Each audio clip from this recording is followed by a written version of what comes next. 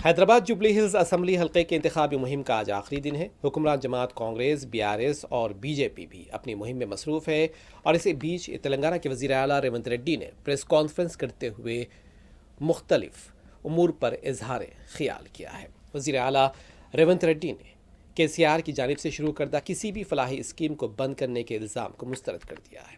उनका कहना था कि कांग्रेस हुकूमत ने ख़वातीन के लिए हर घर साड़ियाँ फराहम की। रेवंत रेड्डी ने जुबली हिल्स ज़िमनी इंतखाब का हवाला देते हुए कहा कि मुझे नहीं पता कि BRS पार्टी के अरकान असम्बली की तादाद क्या है, लेकिन जुबली हिल्स में हम जीत के लिए कोशिश कर रहे हैं।